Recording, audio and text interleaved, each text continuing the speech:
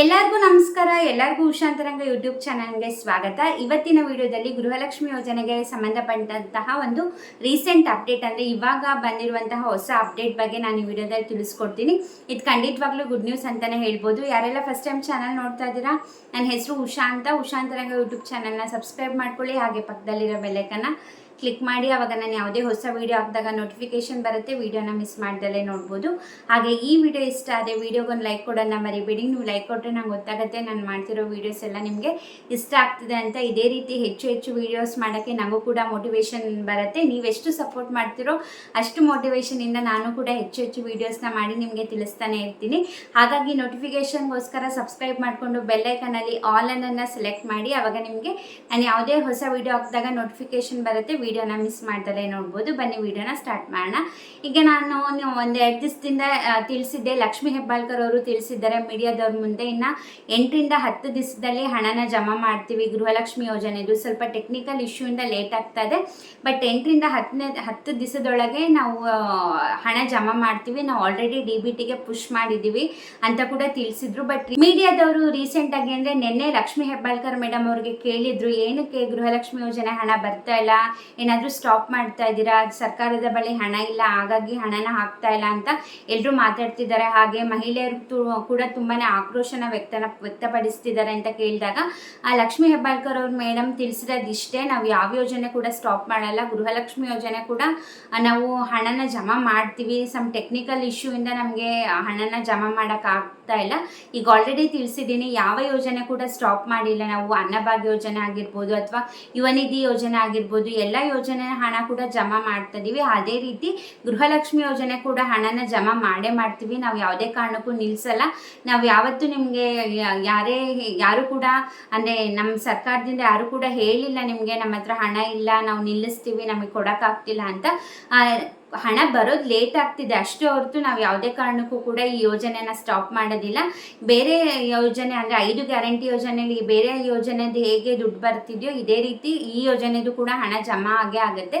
Technical ಇಶ್ಯೂಯಿಂದ ನಮಗೆ ಹಾಕೋಕ್ಕಾಗ್ತಿರ್ಲಿಲ್ಲ ಅಷ್ಟೇ. ಈಗ ಸ್ವಲ್ಪ ದಿನದ ಮುಂಚೆ ಅವರೇ ತಿಳಿಸ್ಕೊಟ್ಟಿದ್ರು, ಟೆಕ್ನಿಕಲ್ ಇಶ್ಯೂಯಿಂದ ಹಾಕೋಕ್ಕಾಗ್ತಿಲ್ಲ, 8ರಿಂದ 10 ದಿವಸದೊಳಗೆ ಜಮಾ ಆಗುತ್ತೆ ಅಂತ. ಬಟ್ ನಿನ್ನೆ ಅವ್ರು ಮೀಡಿಯಾ ಮುಂದೆ ಹೇಳಿದ ಪ್ರಕಾರ ನಾಳೆಯಿಂದ ಹಣ ಜಮಾ ಆಗುತ್ತೆ. 2 ತಿಂಗಳದು ಅಂದರೆ 11, 12ನೇ ತಿಂಗಳದು ನಾಳೆಯಿಂದ ಜಮಾ ಆಗುತ್ತೆ ಅಂತ ಹೇಳಿದ್ದಾರೆ. ಅಂದರೆ ಇವತ್ತಿಂದ ಜಮಾ ಆಗುತ್ತೆ ಅಂತ ಹೇಳಿದ್ದಾರೆ. 4,000 ರೂಪಾಯಿ ಹಣ ಒಟ್ಟಿಗೆ 4,000 ರೂಪಾಯಿ ಹಣ ಬರುತ್ತಾ ಅಥವಾ 2,000 ರೂಪಾಯಿ ಇವತ್ತು ಬಂದು 2-3 ದಿವಸ ಬಿಟ್ಟು 2,000 ರೂಪಾಯಿ ಹಣ ಬರುತ್ತೋ ಗೊತ್ತಿಲ್ಲ. ಒಟ್ಟಿನಲ್ಲಿ ಇವತ್ತಿಂದ ಜಮಾ ಆಗುತ್ತೆ ಅಂತ ಹೇಳಿದ್ದಾರೆ. ಗೊತ್ತಿಲ್ಲ ನಿಜವಾಗ್ಲೂ ಜಮಾ ಮಾಡ್ತಾರಾ ಇಲ್ಲ ಅಂತ. ಅಕಸ್ಮಾತ್ ನಿಮ್ಗೆ ಏನಾರು ಇವತ್ತು 11, 12ನೇ ಕಂತಿನ ಗೃಹಲಕ್ಷ್ಮಿ ಯೋಜನೆ ಹಣ ಬಂತು ಅಂತಂದರೆ ನಮಗೆ ಕಮೆಂಟ್ ಸೆಕ್ಷನಲ್ಲಿ ತಿಳಿಸಿ.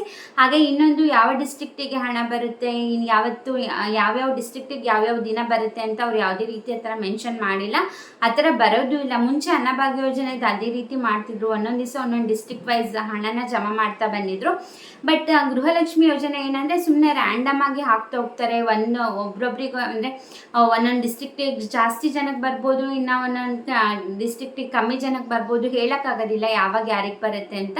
ಬಟ್ ಇವತ್ತಿಂದ ಜಮಾ ಮಾಡ್ತೀವಿ ಅಂತ ಹೇಳಿದ್ದಾರೆ. ನಿಮ್ಗೇನಾದ್ರು ಇವತ್ತು ಹಣ ಜಮಾ ಆಯಿತು ಅಂತಂದರೆ ಪ್ಲೀಸ್ ಕಮೆಂಟ್ ಸೆಕ್ಷನಲ್ಲಿ ತಿಳಿಸಿ, ಆವಾಗ ಬೇರೆಯವ್ರಿಗೂ ಕೂಡ ಕನ್ಫರ್ಮೇಷನ್ ಸಿಗುತ್ತೆ.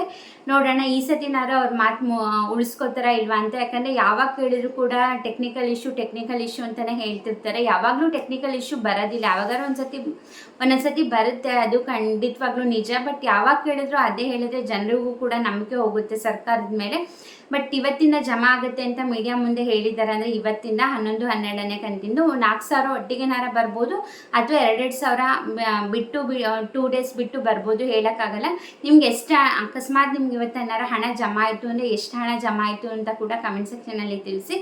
ಹಾಗೆ ಲಕ್ಷ್ಮೀ ಹೆಬ್ಬಾಳ್ಕರ್ ಅವರು ತಿಳಿಸಿದ್ರು, ನಾವು ಆಲ್ರೆಡಿ SC/ST ಫಲಾನುಭವಿಗಳಿಗೆ ಆಗಲೇ 11, 12ನೇ ಕಂತಿನ ಹಣನ ಜಮಾ ಮಾಡಿದ್ದೀವಿ ಅಂತ ಹೇಳಿದರು. ಬಟ್ ಅವ್ರಿಗೂ ಕೂಡ ಅಂದರೆ SC/ST ಮಹಿಳೆಯರಿಗೆ ಎಲ್ಲ ಮಹಿಳೆಯರಿಗೂ ಕೂಡ ಜಮಾ ಆಗಿಲ್ಲ, ತುಂಬ ಕಮ್ಮಿ ಮಹಿಳೆಯರಿಗೆ ಅಲ್ಲೂ ಕೂಡ ಜಮಾ ಆಗಿರೋದು. ಸೊ ಹಾಗಾಗಿ ಅವ್ರಿಗೂ ಕೂಡ ಜಮಾ ಆಗುತ್ತೆ. ಇದು ಗೃಹಲಕ್ಷ್ಮಿ ಯೋಜನೆಗೆ ಬಂದಿರುವಂತಹ ಲೇಟೆಸ್ಟ್ ಅಪ್ಡೇಟ್.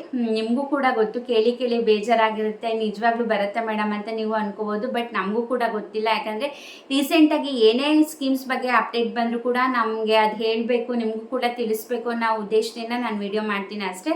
ಖಂಡಿತವಾಗ್ಲೂ ಬಂದರೆ ಎಲ್ಲ ಮಹಿಳೆಯರಿಗೂ ತುಂಬಾ ಖುಷಿ ಆಗುತ್ತೆ ಅಂತ ಹೇಳ್ಬೋದು. ಯಾಕಂದರೆ 2,000 ರೂಪಾಯಿ ಅಂದರೆ ಕಮ್ಮಿ ಏನಿಲ್ಲ ಅಲ್ಲ, ಇಷ್ಟು ವಿಷಯಗಳಿಗೆ ಹೆಲ್ಪ್ ಆಗುತ್ತೆ ಮಹಿಳೆಯರಿಗೆ ಅಂತಲೇ ಹೇಳ್ಬೋದು.